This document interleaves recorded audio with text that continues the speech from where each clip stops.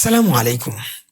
কখনো কি মনে হয়েছে আপনার মাথার ভেতরে একটা টক্সিক গ্রুপ চ্যাট করছে? একজন বলছে তুই কিচ্ছু পারবি না, আরেকজন বলছে আরে দূর, চিল কর, ঘুমা। মনে হয় না ভেতরে অনেকগুলো মানুষ একসাথে তর্ক করছে? আসল সমস্যা কি জানেন? এরা সবাই আপনার মনের এমপ্লয়ি বা কর্মচারী, কিন্তু সমস্যা হলো এই কোম্পানির সিইও মানে আপনি নিয়োগ দিতে ভুলে গেছেন। বস ছাড়াই অফিস চলছে, তাই এত কেওয়াস। আমেরিকান জেনগুরু ডেনিস মার্জেল আমাদের মনকে একটা বড় কর্পোরেশন বা স্টার্ট আপ কোম্পানির সাথে তুলনা করেছেন। আপনার ভেতরে যে ভয়েসটা আপনাকে সবসময় ছোট করে, সে আসলে শত্রু না, সে আপনার কোম্পানির কোয়ালিটি কন্ট্রোল অফিসার। কিন্তু বস নেই বলে সে এখন আপনাকে হুলি করছে। যে বয়সটা শুধু গেম খেলতে চায়, সে আসলে ক্রিয়েটিভ ডাইরেক্টর। বস নেই বলে সে এখন অলস হয়ে গেছে। আপনার কাজ এদের ফায়ার করা না, আপনার কাজ হলো সিওর চেয়ারে বসে এদের ঠিকমতো কাজ দেওয়া। আমরা ভুলটা করি কোথায় জানেন?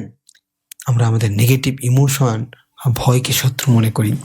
আমরা ভাবি ভয় কেন লাগছে, ভয় দূর হ। কোনো এমপ্লয়ি খারাপ না যদি তাকে সঠিক পজিশনে রাখা যায়। আপনার ভয় আসলে আপনাকে প্রোটেক্ট করতে চায়।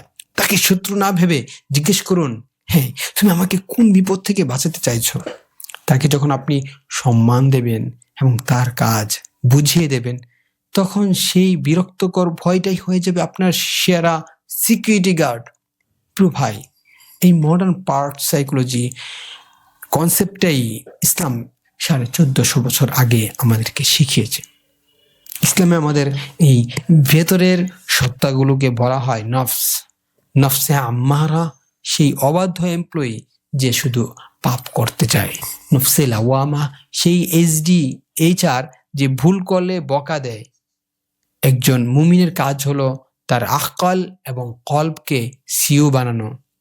যখন আপনার কলব আল্লাহর গাইডেন্স অনুযায়ী কোম্পানি চালায়, তখন এই দুষ্ট নফসগুলো শান্ত হয়ে যায় আর কোম্পানিটা হয়ে যায় নফসে মুতমাইন্না বা প্রশান্ত আত্মা।